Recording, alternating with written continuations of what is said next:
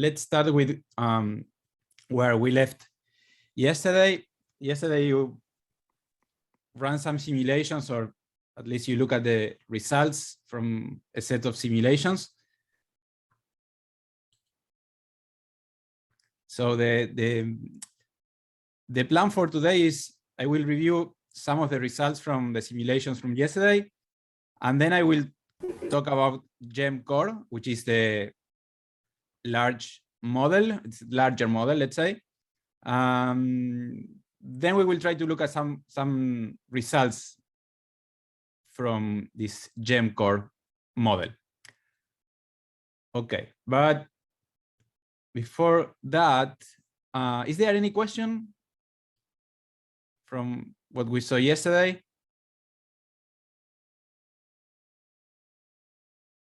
Nope. Comments? Okay, so let me share the screen. Okay.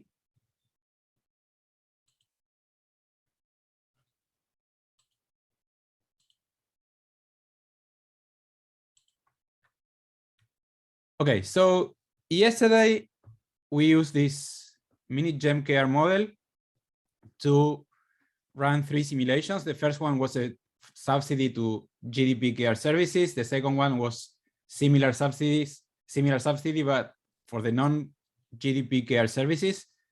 And the last one was an increase in TFP in the production of GDP care services. So we did not have time yesterday to go through this thing. This is like going through the equations, but looking at the different results that one should expect from the shock. So first we have the impact on the demand price of GDP care services in the first simulation. We are introducing a subsidy, so this price will go down. The demand price will go down, and the supply price will go up. So there will be a matching increase in demand and increase in supply. Okay, remember from public finances partial equilibrium graph that we saw the other day. So that is what will happen in the production and consumption of GDP care services.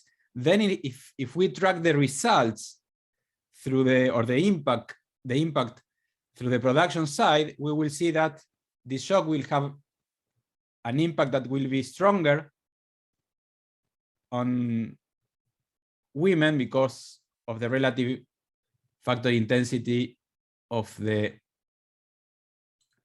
care services. Okay, so that's one part of the story.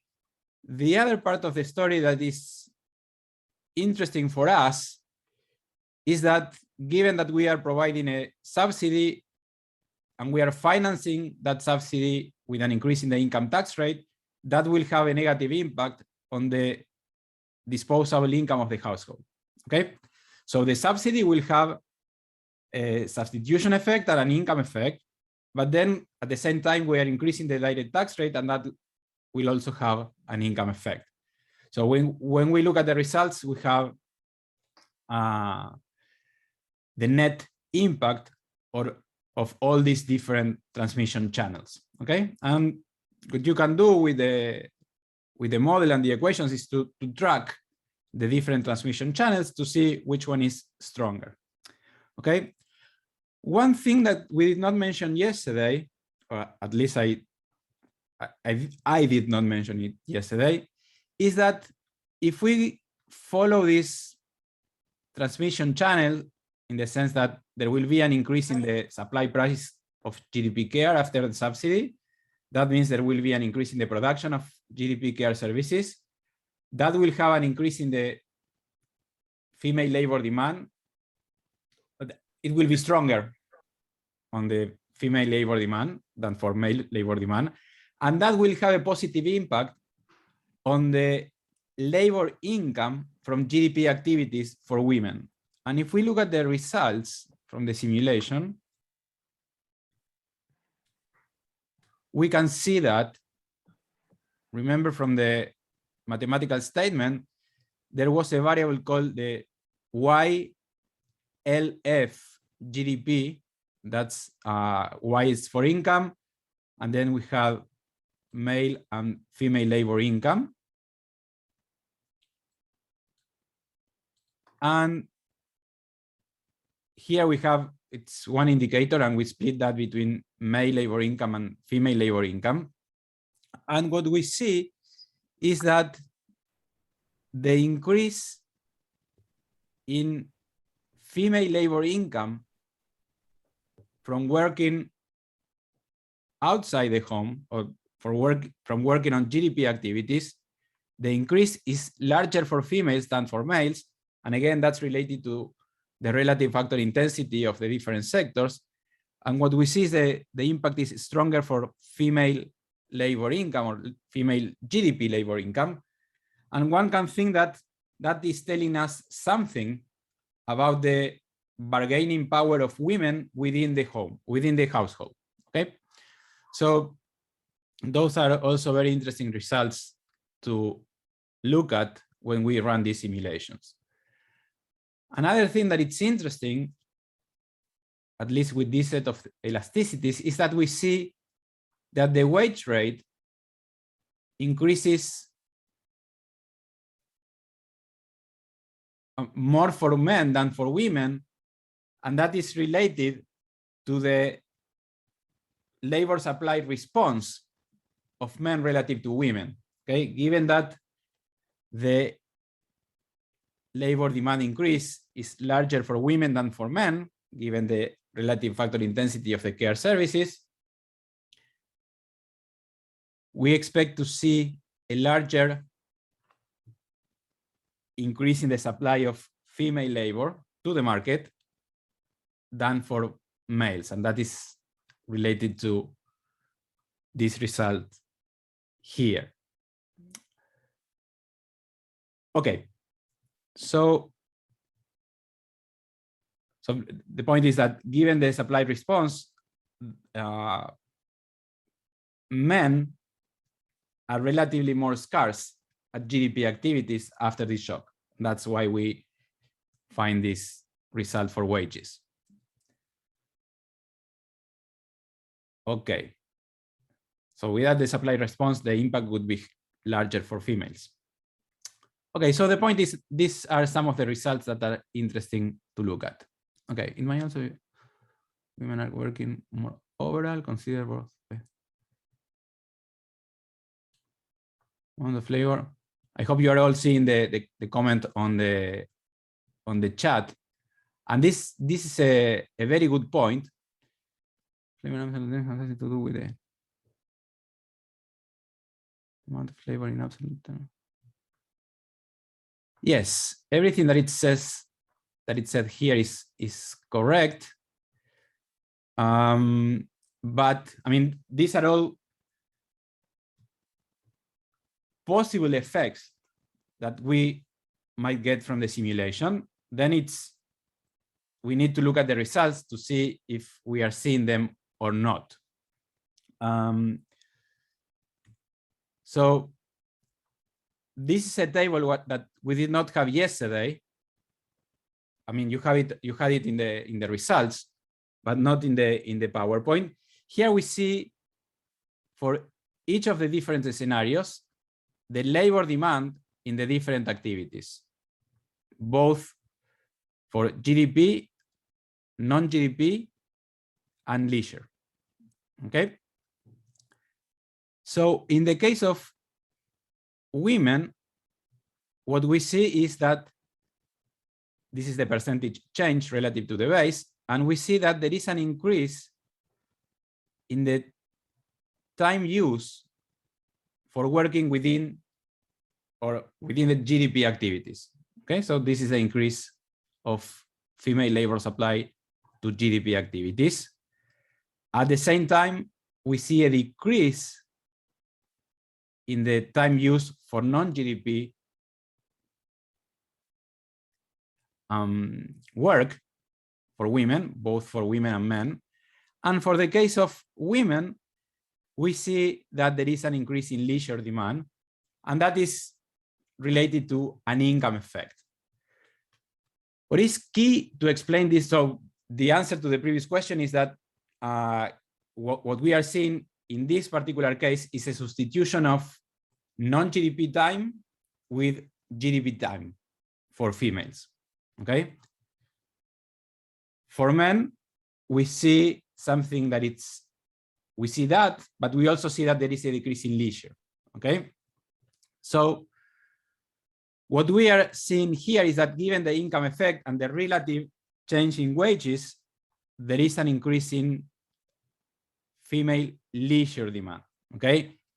And you might, and this is related to the discussion that we had yesterday, you might say, okay, this is not a reasonable result. And in this particular case, that is related to the way in which we calibrate the model, okay? Specifically, the use of a Cobb-Douglas utility function for the household is explaining this result because of this assumption that all own price elasticities are equal to 1, okay? And this is, again, this is related to the reality check, because one might expect to see that after we run the simulation, there is a decrease both in non-GDP work, or maybe not, and one would expect to see a decrease in leisure time for women. Okay, and that is why it's interesting to see, okay, so which is the key elasticity or the key assumption that is driving this result, okay? So in order to do that, we need to move to the next model, which has more flexibility when defining the preferences of the households, okay? So that is what we are going to do now, okay? But in any case, this last comment, that's exactly why it makes sense to look at all these issues, okay? And to have all these substitution possibilities within the household and at the market.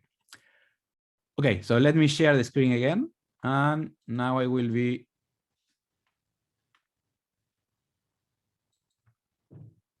using the other one. Okay, so I will now talk about GEMCare, and this is the model that we developed for the American University project. And in the website, you have the 3 key references for working with this model, which is you have one for building the social accounting matrix, another one for understanding the model equations, and another one with an application to Korea. Okay, and here I will cover what we have, parts of what we have in the model that we did not have in the simpler model. And if we have time, I will cover the Korea application. If I don't have enough time, I will cover part of it, okay? So that we have time to run some simulations. Okay, so why we developed this particular model for the analysis of care? Because with this model, we can capture the impact of government policies and also some additional shocks. Okay, is there a bibliography on the impacts of subsidies such as the exercise we saw? Okay, I hope it makes sense that I'm answering the question as when I see them. Yes, if you look at the Korean application, there actually it's not exactly a subsidy what we introduce, it's a in-kind transfer, okay? So we increase the provision of GDP care services provided by the private sector, but financed by the government. Okay, it's like we simulate an in-kind transfer of care services. It's like a care transfer from the government to the household, but the production of the services is done by the private sector. But it could also be done by the government. Okay, so the answer is yes. Okay, so with this particular model, we can see the role of government policies and also different shocks. Like we can ask the model what would be the impact on the care economy of an increase in the world export price of our main export product, or what might be the impact of, let me say it this way, as long as we are able to translate the impact of climate change, for example, into a variable that we have in the model, we can see what would be the impact of climate change on the care economy, okay? And in that particular case, one usually think in terms of agricultural yields, for example. Okay, so we are going, I mean, with this model, we capture care services provided by the household, the private sector, or the government sector. Then we capture the links between female paid and unpaid work. And we also introduced the gender wage gap or wage discrimination against women, okay? And I will come back to that in a minute.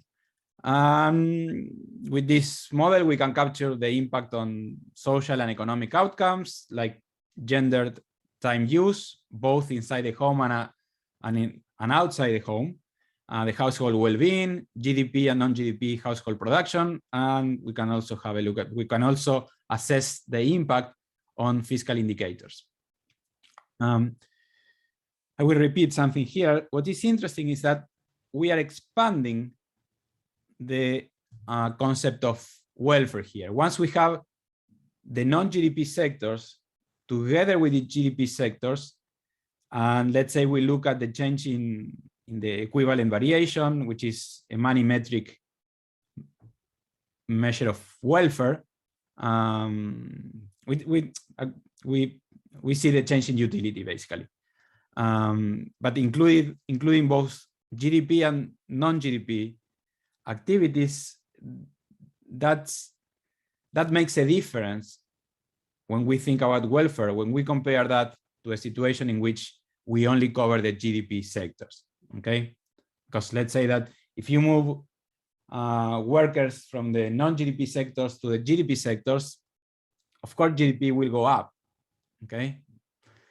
But we should also see what is happening with the non-GDP sectors, okay? So that's what we do here.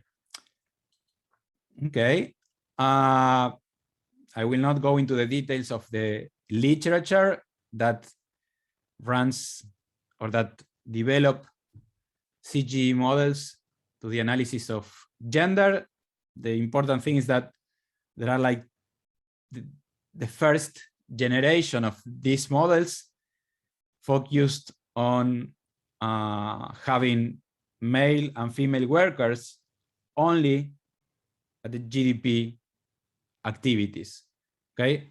And then we have this paper by Marcia Fontana and Adrian Good from the 2000, which is it's the first paper that expands the notion of GDP to cover the non-GDP sectors, okay? So that's a key reference in this literature, okay? And what we do with GemCare follows that literature. Okay, and the model that we developed is the first one that focuses on care. And here you have a list of the 3 issues that have not yet been addressed with CGE models, at least. Okay, so like for example, the impact of care on human development and labor productivity. Okay, what would be the impact of that within an economy-wide model? Okay, so we develop GemCore starting from some of our previous work with CGE models. You can use this model as a static model or a dynamic model. Today, we will be seeing some dynamic results because they are like interesting if we are looking at like long run issues. There is an interface, an Excel-based interface that you can use to run this model. You know it already. And this is another key reference for this model, okay, which is, this is a model that was developed for the Millennium Development Goals analysis, okay? It's still being developed. That's also related to GEM care. Okay. So we have activities and commodities that cover both the GDP and the non-GDP sectors. That we know this already, and we have also leisure. Okay, that's fine. Then we have this nested structure of on the production side, in which we have let's say capital labor, and then within labor we have male labor and female labor. Okay, that similar to what we had in the smaller model. And then we have services produced within the GDP and outside the GDP, and there is imperfect substitution between those two different services for the households. That's similar to what we have in the smaller model. But then we have the possibility of modeling care transfers between the households. Okay, like for example, if my grandparents are taking care of the kids, that is a care transfer from one household, and they don't live with me. That is a care transfer from one household to the other one. Okay, so one household is producing the service, but then it is another household, the one that is benefiting from those non-GDP care services. So it's like a transfer of time from one household to the other one, and we model that in GEM care. It's optionally there. So if you have data with that information, the model can take care of that. Okay, so it's basically, it's like transferring some money from one household to the other one, and that money is used to buy the services produced by the first household. Then we have a similar story for the government, that we have care transfers from the government to the households. And this is when we use it to model what I was saying before. It's to model the in-kind transfers of care services from the government to the households. Okay, so the government is not transferring money to the household, it's transferring care services to the households. Okay, and this is interesting because you have to work on the database in order to model this. Because if you look at the national accounts, and let's say that the government is providing care services or health services for free, that is recorded in the national account as government consumption. Okay, so when the government provides services for free, that is recorded as government consumption, not household consumption, even though we know that who is actually benefiting from that provision of government services are the households. So we need to work on the data so that we move that government consumption to household consumption. It's like doing a government spending incidence analysis when you see, okay, who is benefiting from the government spending, government consumption. Okay, so we do that before running the model. We do that to calibrate the model. And then in this model, we added wage discrimination following this taste discrimination by this idea of Gary Becker from the 70s. And we did not find that in a previous CG model. So the idea is that it's like we have a tax into the wage of female workers, But that tax collection, instead of going to the government, it's not actually a tax, it's like a discrimination that goes into the capital income of that particular activity. Okay, so if we have data of the wage gap between men and women for each of the activities in our model, we use that information to calibrate this wage gap. And then we introduce a tax so that there is this gap. And that tax collection goes to the capital factor and not to the government. Okay, it's like taking some part of the female wage and using that money to increase the capital rents. Okay, so that's what we are doing here. Okay, and then we have an expanded treatment for the government policy tools, like, for example, the financing sources for the government. Okay, so we can select how we finance the different policies, like using taxes or borrowing, both domestically or from the rest of the world. So that's useful because the impacts of the financing options are really relevant.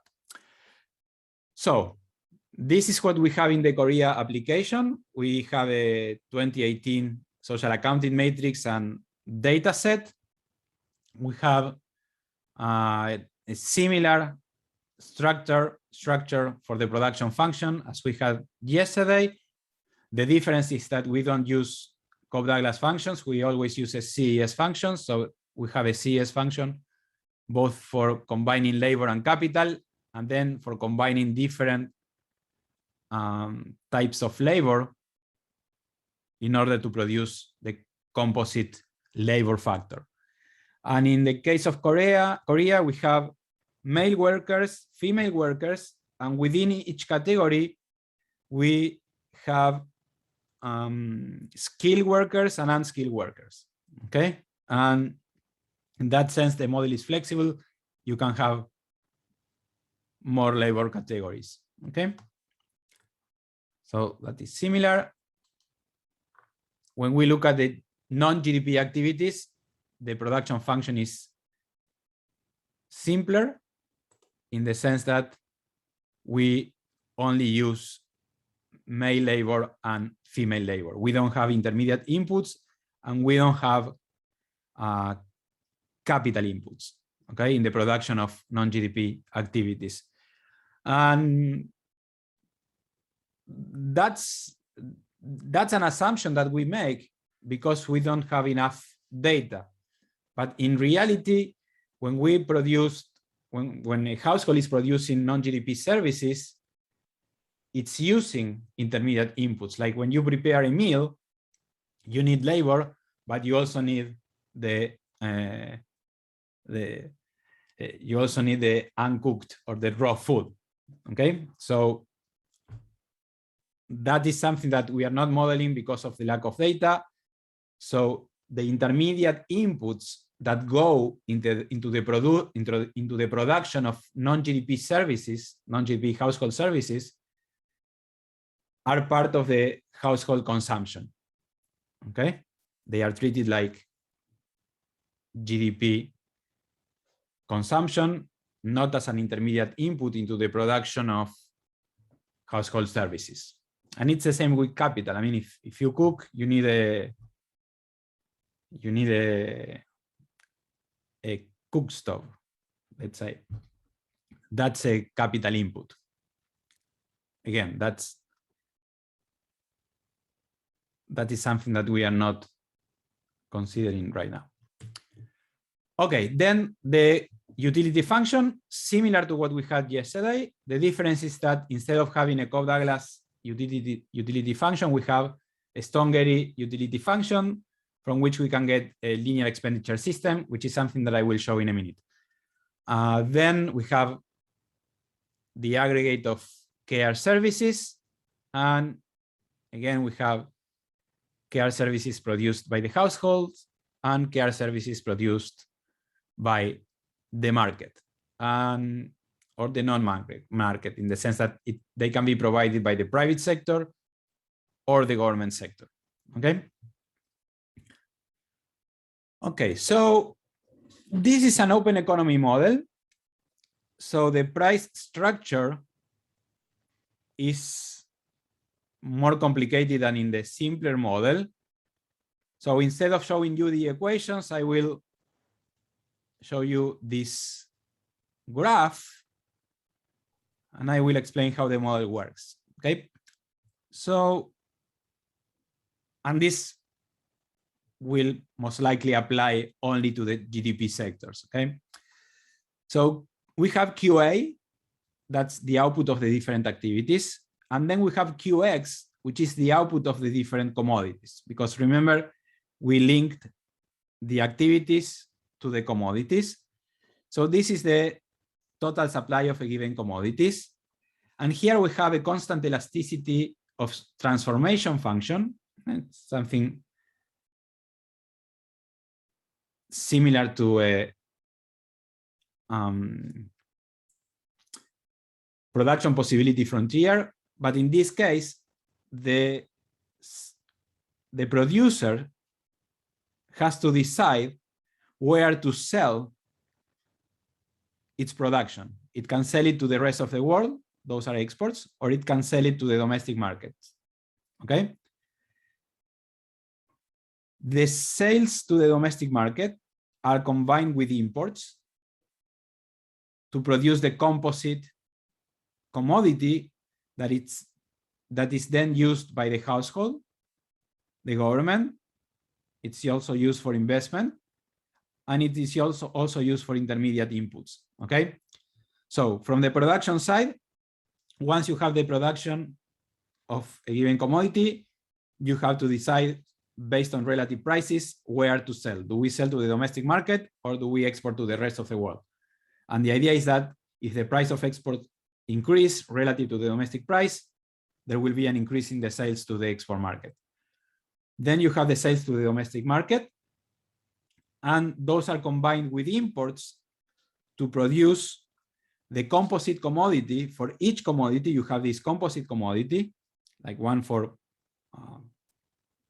food, another one for manufacturers, so on and so forth, for manufacturing, and for all the GDP commodities that we have in our social accounting matrix. The composite commodity is a combination of domestic products and imports, and that is then used by the household, the government, investment, and intermediate consumption. And again, the composition of this composite commodity reacts to the change in relative prices. So if the relative price of imports goes down, I will substitute domestic commodities with imports. Okay. And this is what I was explaining before. Okay. Here you have the explanation, and this is how it looks in a figure. So here we have domestic commodities. Here we have imported commodities. And this is an indifference curve. So let's say that this is the initial relationship between the price of imports and domestic commodities. If there is an increase in the price of imports because we introduce a tariff or because there is an increase in the world import price, that means that we will move to a place somewhere here. Okay, now imports are more expensive.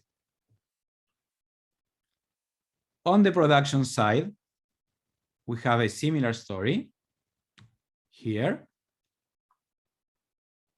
And this is from the production side again. Okay, so this is the producer, okay, who is taking the decision. These are related to the behavioral equations in our model. So we have sales to the domestic market, sales to the export market. And if there is an increase in the export price, the producer will move to a place here in this part.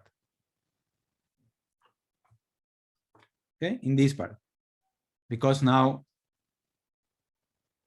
profits increase if we increase the sales to the export market. Okay, so now we have an open economy model, and what I am describing are the changes that we need to model the international trade between our economy and the rest of the world. Okay, and we have this assumption of imperfect substitution between domestic commodities and imported commodities, an imperfect transformation between selling to the domestic market and exporting to the rest of the world. Okay, now don't worry, I will not go into all the equations of the model. I guess you would like me to do that, but I will not do it. I will only show you some of the key equations that make this model different from the smaller one. Okay, so instead of showing you the equations for modeling international trade, I show you some figures, and I hope that you get the idea of how the model treats the international trade between this economy and the rest of the world. Okay, so here we have and if you don't remember the names of the variables, you have the list in the next slide. And all these presentations are at the website. Okay, so this is the income of the household. Okay, here we have more than one household, so that's why we have H. And this is a dynamic model, and that is why we have T. Okay, so the first component of household income is factor income. Okay, so instead of doing as we did with the smaller model, where we have only 3 factors, capital, male labor, and female labor, here I use a set F to make reference to the factors. Okay, because I might have more than 3. I might have like 10 or 15, I don't know. It really depends on the data. That's data driven. So we go over all the factors and we get the total factor income to this particular household. Then we have the transfers. These are cash transfers from the government to the household. Those are indexed to the CPI, the consumer price index. Then we have remittances, which are transferred from the rest of the world to the household. Those are indexed to the exchange rate. Okay. Then we have cash transfers from between households and from enterprises, which might be a different institution, to the households. And then we have these care transfers. Okay. And here I'm only showing you the care transfers from one household, H prime, to another household, H. Okay, so this is a transfer. If you think in terms of a social accounting matrix, this is a payment from the column, the second set, to the first set, the row. Okay, so it's a payment from one institution to the other one, but this payment is a care transfer. Okay, and you see here, that's for commodities, and these are only non-GDP commodities. So that's why we are saying that this is a transfer of care from one household to the other one. Here, of course, this is basically income because it's going to the household income. So then I will explain how we go from this cash transfer to an actual care transfer. Okay, then we have the household disposable income or household consumption spending. Let's call it that way. This is household consumption spending. This is the total household income, net of direct tax payments. So these are direct tax payments. This is savings. These are the transfers from these particular households to other households. And these are the care transfers from this household to other households. Okay. So once we have this net income, that's the consumption spending by the household. And at the same time, elderly take care of the children in the same household, though we can consider it as cancel off.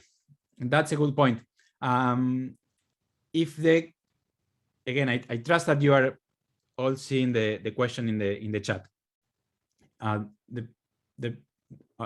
maybe I should read it because of, I don't know if in the African and Asian times they see the chat. So the question is, how about the mutual transfer making care of the elderly, and at the same time elderly take care of the children in the same household? Okay, so if it is a transfer of care within the same household, that is something that we cannot take into account, at least with the model as it is now, because that would like cancel out, because that is a transfer from one household member to another household member. So we do not capture the transfer from one household member to the other household member. What we capture is the production of care services by that household, and we capture that those care services are consumed by the same household. Okay, so we don't capture that as a transfer, because it is a transfer of care between members of the same household. Okay, we only capture that household is consuming the care services that same household is producing. Okay. Yeah, but if these elderly persons, they live in a different household, then we can track that transfer. That's how it works. Okay, so once we have the consumption spending by the household, we have to split that across all the different commodities, both GDP and non-GDP commodities. In the simpler model, we were using a Coe-Douglas production function, here a utility function. Here we use a more complex utility function. It's not that complex, but these are the first order condition from that utility function. Okay, it's like a displaced Coe-Douglas utility function in which we have like a minimum of consumption of each commodity that the household will try to satisfy before moving on to the other commodities. Okay. The reason for using this more complex utility function is that we can impose, when we calibrate the model, different price elasticities or different income elasticities for the different commodities. Okay, and that gives us like more flexibility when we calibrate the model. Okay, so we can say, okay, so the price elasticity of leisure is smaller than the price elasticity of the consumption of care services or any other commodity. Okay, and here we have the price for the household. Then we have these minimum consumptions of the different commodities. And this is the population size, because when you look at the whole economy, the amount of these minimum consumptions will depend on the size of the different population groups that we have in the model. Okay. Again, the important thing is that we have a utility function that allows us to impose different income elasticities or different price elasticities for the different commodities. Okay, that's the important thing. And then here we transform these care transfers from a cash transfer to an in-kind transfer. Okay, because we are basically saying that this has to be, the household will use this amount of money to finance this particular consumption spending. Okay, that money has to be used to pay for those care services. Okay, and these are care services that are provided by a different household. Okay, notation here we have the government budget, and this is related to a question that you did like the first day or the second day, I don't remember. So this is the government budget, and here we see how the government is financing its investment. Okay, so this is government investment. So government investment can be financed through government savings. That is the difference between government revenue and government spending. And remember, in the simpler model, we were imposing that these two were equal. We do not do that in this model. Okay, so the government can run a deficit or a surplus, and it can use that, if it is a surplus, to finance government investment. Let's say that that is not the case. Then the government can use domestic borrowing, both for financing the deficit and financing investment, or it can use foreign borrowing. Okay, this is what we have here. Okay, so it can use savings, domestic financing or domestic borrowing, or foreign borrowing to finance the deficit and the investment. Okay, so if we run a simulation in which we increase government spending, we can select how we finance that increase in government spending. Okay, and this is a dynamic model. So for each activity, we will have an equation like this one, in which we link the capital stock in that activity to the capital stock from the last period, plus the investment from the last period. Okay. And the way in which we model dynamics in this model is simple, in the sense that we assume that households are myopic. So they save a share of their income. Let's assume that that share is fixed, and that fixed share times income will be equal to private savings. Part of that private savings will be used to finance the government, in case the government is borrowing from the domestic private sector, and the rest will be used to finance investment. Okay, so we don't have a forward-looking household that will decide at once how much to consume today, tomorrow, and so on and so forth.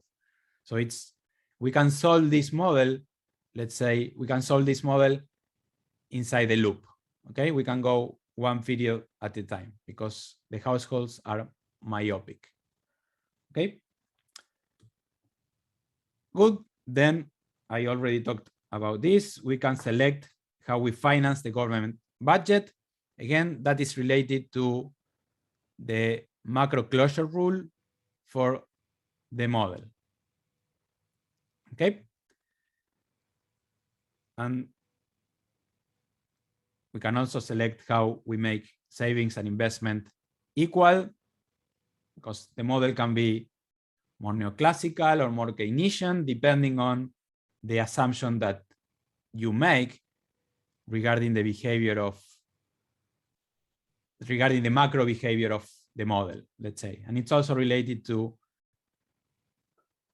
how much substitution you allow between different components, like for example, between imports and domestic products. Okay, that will make the model more or less neoclassical, let's say. And you can use different pricing rules too. Okay, so we already talked about the government budget, the different options for financing. So let's continue. And how do we run simulations with this model? Okay, so this is a dynamic model. So it has to be different from the static model. So in the static model, what we were doing is that we were comparing like two different pictures. The first one was the initial one, which was a picture of that we took using the SAM, the social accounting matrix. And we were comparing that one to the results from the model after introducing the shock. Okay, it's one picture to another one. In a dynamic model, we have to compare like two different movies, let's say. One will be the baseline scenario, which will be a dynamic scenario in which we start from the base year, and that base year will be the year of the SAM. But then we have to produce a baseline scenario in which we project the economy into the future under the assumption of a business as usual scenario. Okay, we will typically assume that the policies that were in place in the base year are going to be in place also in the future. So that is our baseline. And against that baseline, we will run, or we will compare that baseline to simulations in which we increase, simulations in which we introduce one or more policy changes or shocks. Okay, like for example, an increase in the world export price. So we will be comparing like two different scenarios, the baseline and another one with shocks. Okay, then we have this issue that our base year is 2018, so we do not want to rewrite the history. So for 2019, 2020, and possibly 2021, we would like that our model replicates what already happened, and we will likely start introducing shocks in 2022. Okay, so given that this is a dynamic model, we usually start introducing shocks in a future period. Okay, so that's something nice that we can do with the dynamic model. Okay, so we simulate the model starting in 2018, and there is an error here. It's from 2018 forwards. Okay, and this is what we were discussing. So now I have an illustrative application to Korea. I only have 3 minutes left in this first part. So let me go quickly through the idea of the simulations that we run for Korea. This is some context for the Korean case. So if you look at the total fertility rate, between 2000 and 2018, it went down, and today is less than 1, which means that the world will run out of Koreans. That's basically what this means. They will be extinct. I don't remember exactly the date, but so did the math. It's like in some years from now, they will be extinct if they follow this trend. So there is a decrease in the total fertility rate. At the same time, there is a decrease in the share of children in the total population, and there is an increase in the share of elderly in the population. Okay, and at the same time, Korea has the largest gender wage gap among the OECD countries. Okay, it's more than 30%, almost 35%. That's the wage gap between male and women. So this was the motivation for our scenarios. Okay, and we use the model to simulate that. Okay, and I already explained how the model works. These are the different components: the GDP production, the household service production, both male and female labor factors, the government policies, and the household consumption. We have a 2018 social accounting matrix. That social accounting matrix has 46 activities and commodities. we have 4 labor categories, and we have 3 different household types.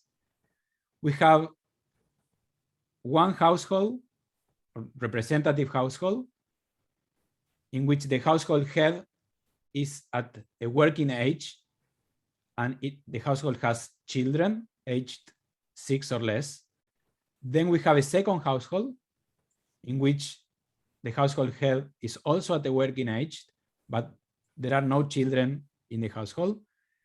And then we have the last household in which the household head is elderly, which means that it's 65 years of age or more. And those are the 3 household groups that we have in the model. Okay. And let me finish by describing the economy. These are the shares of the different sectors in the total GDP, including both GDP activities and non-GDP activities. And I will not go into the details. I guess the names are good enough for you to read them. And what we have in this part are the production of non-GDP care and non-care services by the 3 different households. Okay, so we have 3 households, and we have the production of child care, elderly care, and non-care, non-GDP services. Okay, and as I was saying before, we link each of these households to one of the non-GDP commodities. Then we have the relative wages for male and females, and the time used for male and female. And you saw this already in previous sessions of the course, so I will not go again over this. Basically, see the wage gap and the difference in time use. And here you have the demographic composition of the different households. Okay.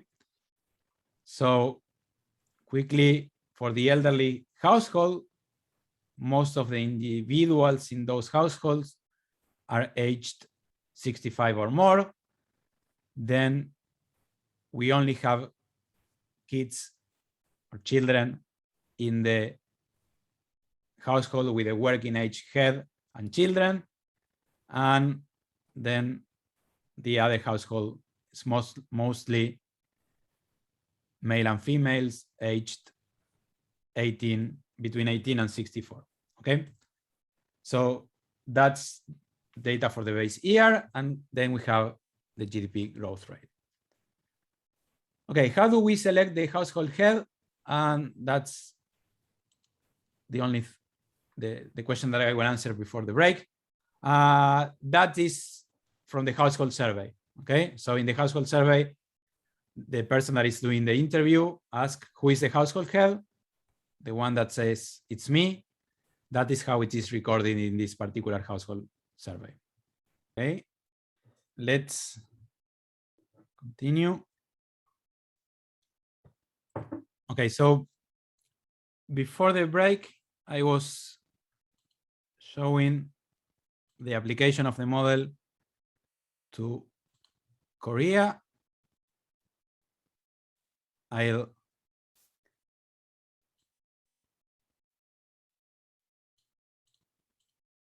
will not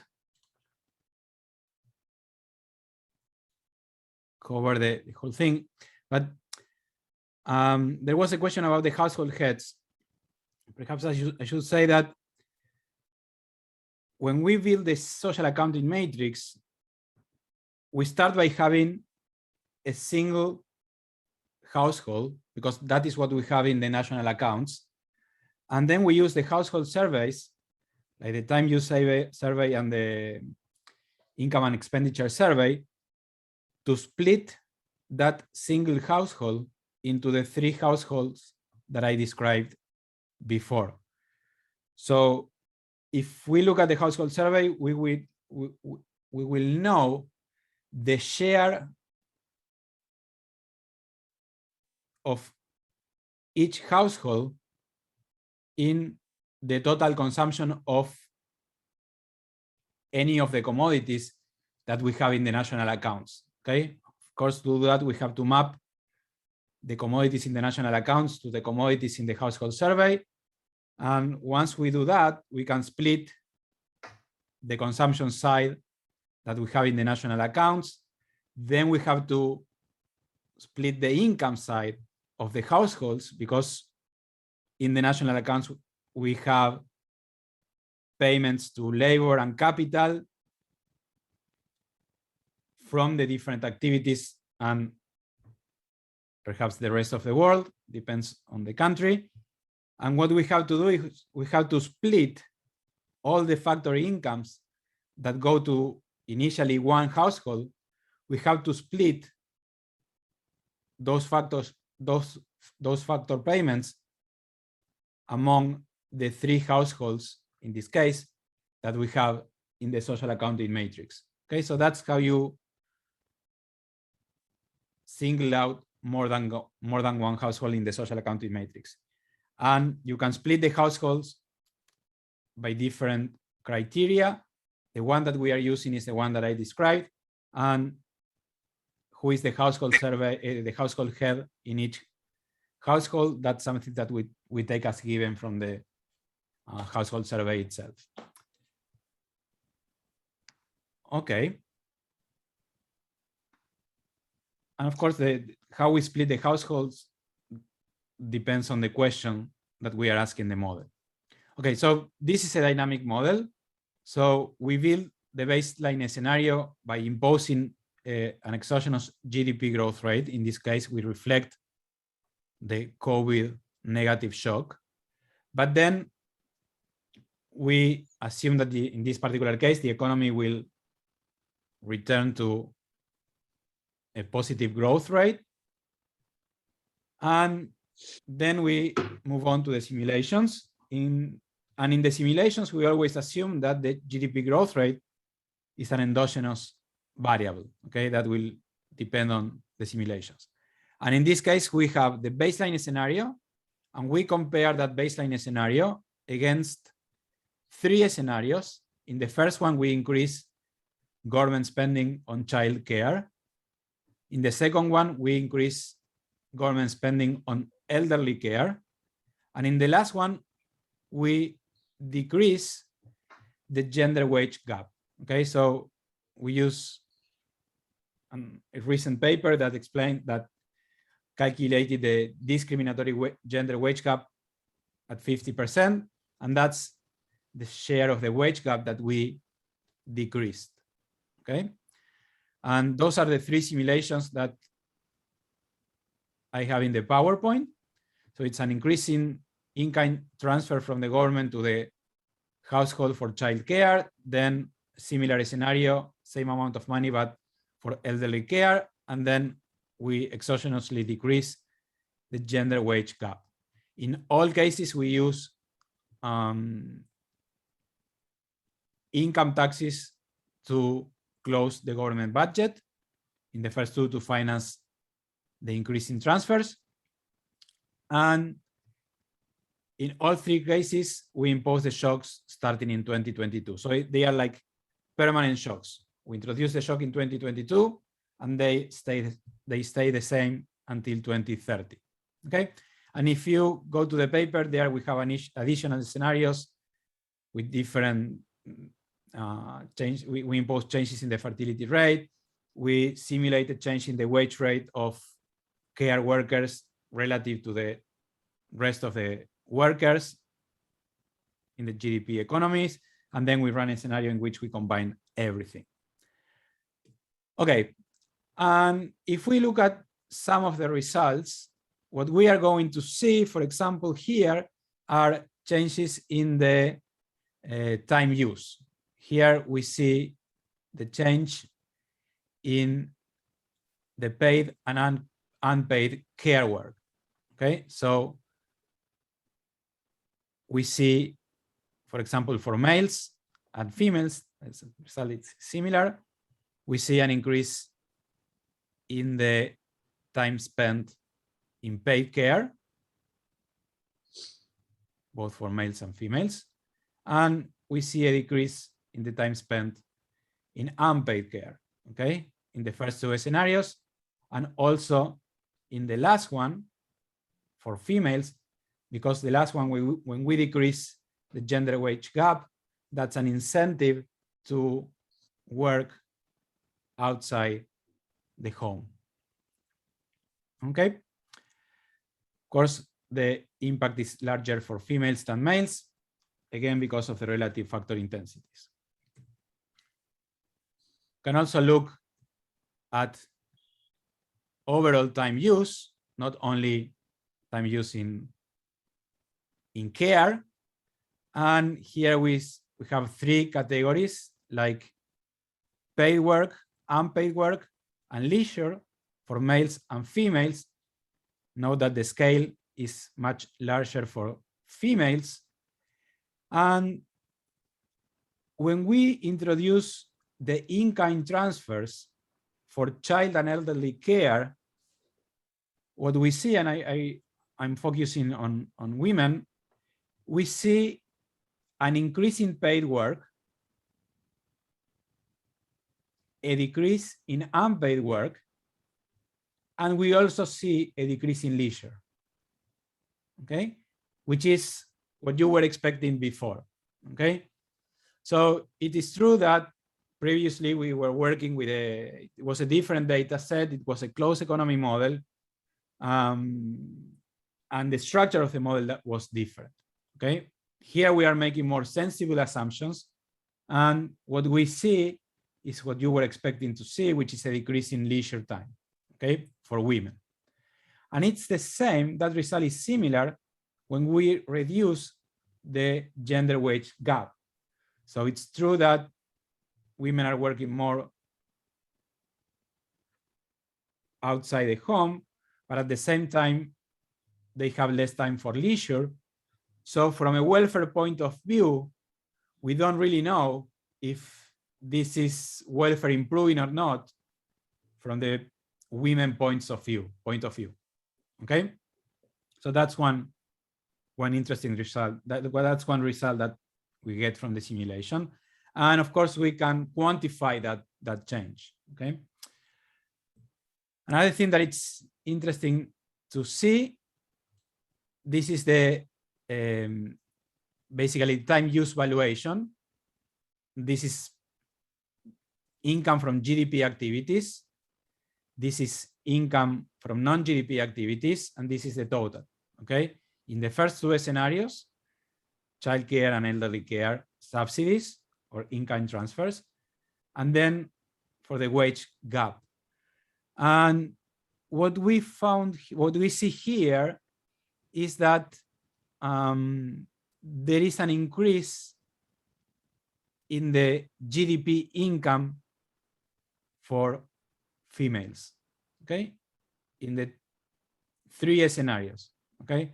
And again, it is possible to link this result to the bargaining power of women within the household, okay? And I will leave you, and I will leave as an exercise to look at the other results. You have the explanations in the paper. Here you have the household consumption only for 2030. That's a percentage change relative to the base.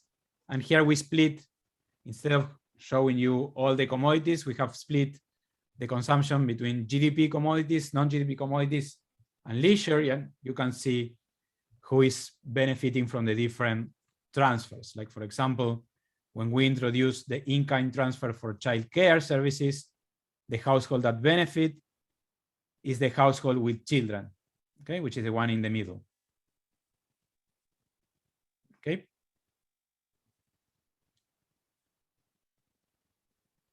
Then one thing that it's interesting is that when we increase the in-kind transfer of elderly care, we see a decrease in the transfers from one household to the other one, okay? Because there is substitution between GDP care services, which are now increased relative to the non-GDP care services, okay? So there is We are capturing that substitution, and that has interesting welfare effects among the different households. And here we test the sensitivity of the results to the different elasticities. Okay, so when we increase, here we are showing the female paid employment, and when we increase the reduction in the wage gap, okay, the larger the reduction in the wage gap, the larger will be the increase in the female labor supply to the GDP activities. Okay, and then we discuss some of the implications of the results for the Korean context. Okay, so now let me move on to some simulations with this GEM-KR model. So the idea here is that you run some scenarios, or at least you spend some time working with some model results. So for these particular simulations, you need to have GAMS, ISIM, the interface, and the ISIM files for this particular model. You have them at the website. You install them the same way as you install the files for the simpler model. And then you create a new application. Let me show you this with an example. Let me open Excel. If I go to the interface, I select this GEM-KR model.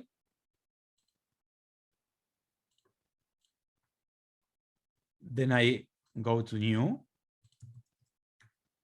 And for this particular model, you have two data sets, okay? The one that it's called Korea 2018, that is the one that we used in the paper, okay? The thing is that unless you have a GAMS license, you will not be able to run the model with such a large database. So you also have a smaller database for Korea.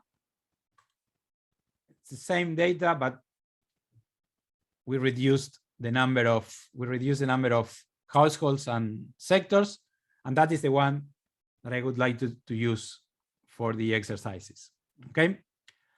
So this is how you create the new application. So before you run the application, let me show you some information related to it. Here you have 9 activities and commodities. We have 3 GDP activities. One is domestic work, then we have care activities within the GDP, and then we have the rest of the GDP, agriculture, manufacturing, services, everything that's the rest of the GDP. Then we have the care services and leisure. The care services for produced by the households, and we have 2 of them because here we have 2 households. We cannot have 3 because of the size limitations of the demo version of GAMS. We can only solve models with 1,000 equations and variables. So we can only have 2 households. What I did is I grouped the households with care needs, or the most important care needs, which are the elderly household and the household with children. Those are one household now. And then we have the other one. So we only have 2 households. So we have 2 non-GDP household services. And then we have male leisure and female leisure by household, okay? Because you cannot buy leisure in the market. Then we have the factors, male, female, and capital, the 2 households. Here we have enterprises, which is an additional institutional sector, and government and the rest of the world. Okay, and this is the social accounting matrix. Okay, so that this is a relatively small model, but you can see that the social accounting matrix is is larger, but what is important is that the structure of the social accounting matrix is exactly the same as the one that we had before. The only difference is that now we have the rest of the world. Okay, that's one big difference.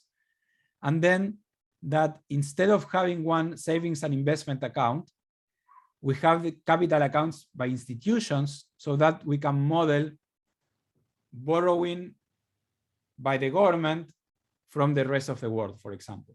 Okay, so we have that possibility that it's very important when we simulate government policies. Okay. Okay, so once you create the application, you can calibrate the model. When you calibrate the model, you combine the social accounting matrix with the elasticities and the assumptions for the baseline.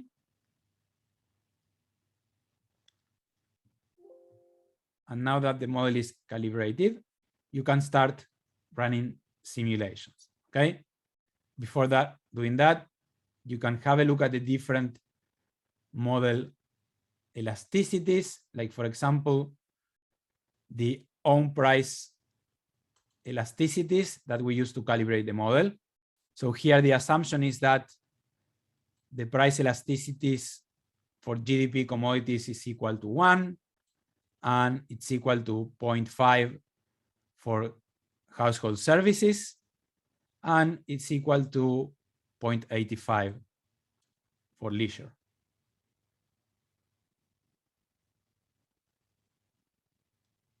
Korea Levy is too large. It shouldn't be. I was able to run it without a license, but I double check that. Okay. And I will let you know. And then once the model is run, you can have a look at the reports. And before running simulations, you can have a look at the base year data. Okay, like for example, the social accounting matrix, and you have data on the model structure, including different tables, like for example, the sectoral structure in which you see the share of GDP that goes to each of the sectors. Okay, so let's do the following. So in the presentation, you have some information from the base year. You have the sectoral structure of the economy. You have the description of the different sectors in the previous slide.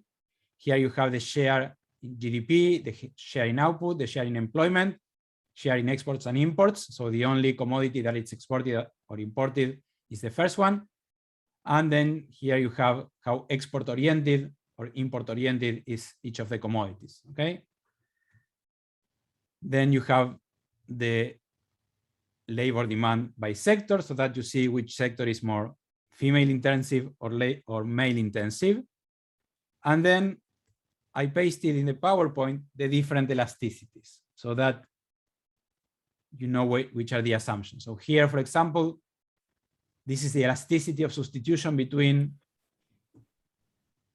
GDP care and non-GDP care. So we are assuming that it is possible to substitute one for the other one. It's more than 0. These are the elasticities in production at the top level and at the bottom level. And then here you have the simulations that I have run, and you can introduce the same shocks, and I will check the problem with the running the model. And the simulations are a 25% subsidy on GDP care services with a more complex model, 25% subsidy on non-GDP care services, then a TFP increase in the production of GDP care services, 1% increase in the production of GDP non-care services. So it's almost the whole GDP. and then an increase in the world export price, 1%, because we only have one exporting sector, and then a 15% subsidy to female GDP employment. This one, we will leave it for, I will leave it as an exercise that I will post in the website, okay? An optional exercise. And all the shocks are introduced for the period 2022-2030, and we use an income tax rate for financing, okay? And here you have some of the results for these simulations, okay? You have some results. So what I suggest is that you try to make sense of the results. Here we show the deviation relative to the base year by year. So how far is the simulation for the base?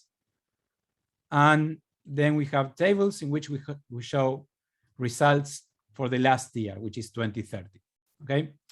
So I'm sorry it took me some time, but now I suggest that we go to breakout rooms for 25 minutes, okay? And then we close the session.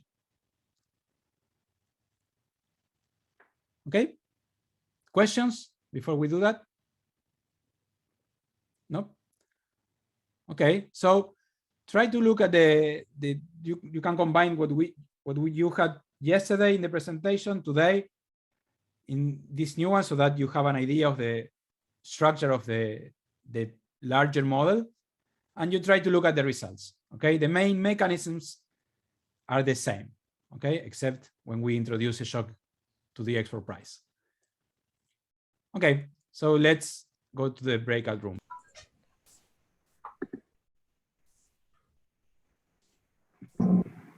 Okay, so hi again. I mean, I went to some of the breakout rooms, and actually we were discussing with Deborah about washing machines and how to simulate and what would be the impact of increasing the productivity of the production of non-GDP services. Okay,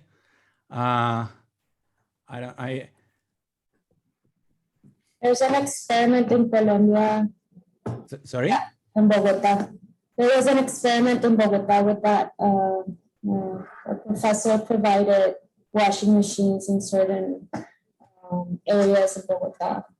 Yeah, the one from Jimena Peña. Yeah, Jimena Peña. Yes. Yeah. Yeah. Yeah, actually, bueno, okay. Did you all know about that, Marta? About that experience in Colombia? We didn't discuss it, but I know it. Yes, and I. Okay, would you like to? That's related to what we were discussing. Would you like to explain that? But I don't remember the results of it. Like she did. I know she did the experiment, but I haven't read the paper, or I don't know. I stopped at the point where she was like actually delivering the washing machines around the neighborhoods. It was a policy to provide washing machines to relatively poor households with access to electricity, and see the impact on different variables, some of them related to time use. So that is a policy in which you increase the efficiency with which you can produce non-GDP care services. Okay, and that's one type of exercise that you can run with the model. And someone is here sharing the something. Okay. So we have 10 minutes. Would you like to comment on the results?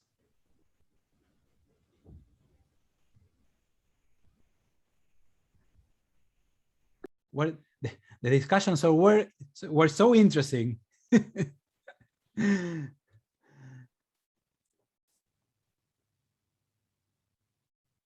Yes, Erika.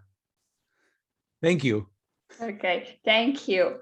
So something that got our attention was that when there is a subsidy for non-GDP care. We were looking at the table about what will happen for time use.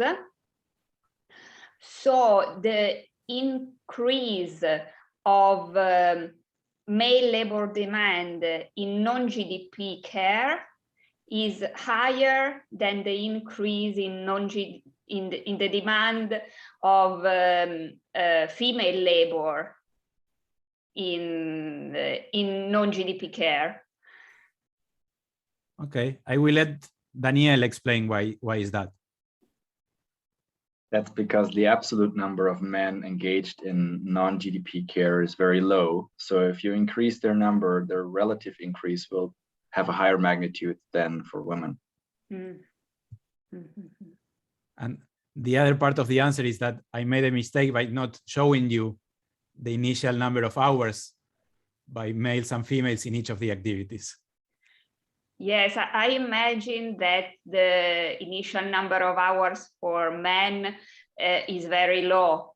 So the increase may be bigger, but the number of hours may still be lower. Yes. Yeah. Yes. Yes, that is exactly what's going on. Then, I mean, if you are interested in running a simulation like this one, this is just an exercise in which we introduce a subsidy for the production, let's say, of household services. It is possible to target the subsidy to female workers or male workers within the household, because you can introduce wage subsidies by factor and activity. Okay, and in some countries like Korea, this policy exists, in which if you work at home, you get some money, but they are trying to reduce that because they have other problems because of that. But it's interesting at least to test the policy. You have a laboratory here, and you can test different policies.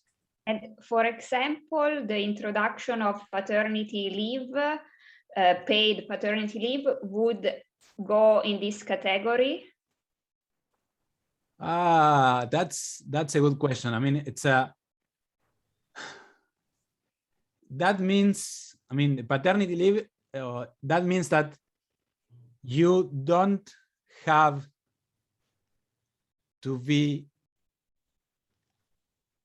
working in any GDP activity and still get paid. Okay, so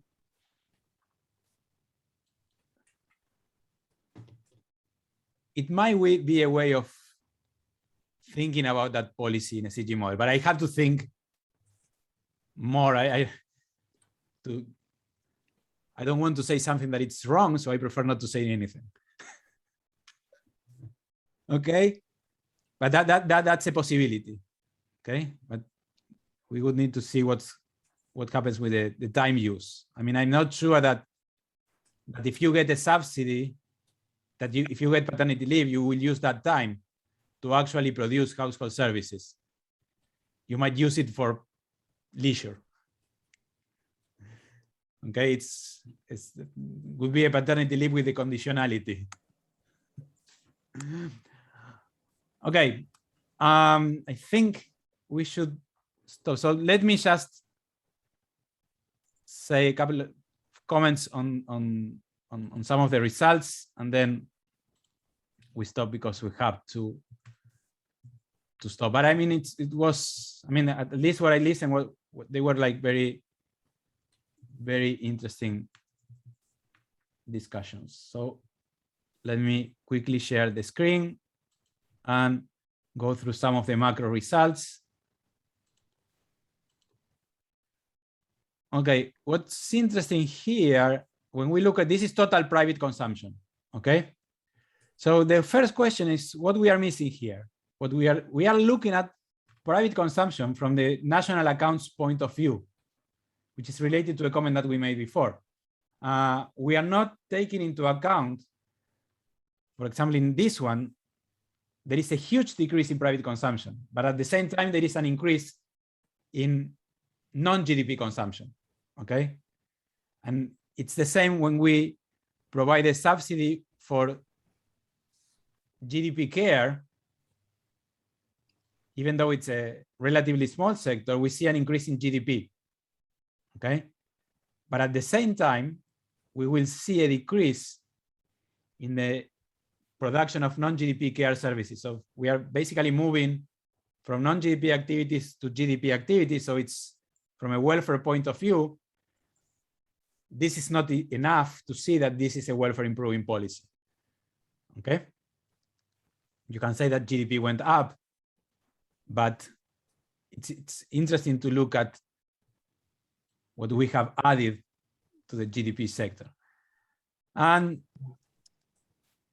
then we have the impact on private investment, and this is related to how you finance the policies. Okay, here we are assuming that we are financing the policies through an increase in income taxation that has the impact of decreasing disposable income. And under the assumptions of this model, we do see that that has a crowding out effect on private investment, okay? And again, that's related to the assumptions that we are making here, fixed marginal propensity to save, and that is basically driving the results, okay? Even though we allow for an increase in the number of individuals working outside the home, we do see this crowding out effect, okay? And then we have the impacts on wages and time used that you have been discussing in the breakout rooms, okay? So it was, I think I will stop here with the lesson so we can go to the closing ceremony. But let me just say that it was very, very interesting to share with you this model. And I know it's a huge model. It's lots of results. If you are interested in developing an application of this model to different countries, you will have to start by building a social accounting matrix, a simple one, then extending it with extending the social accounting matrix in order to cover the non-GDP economy.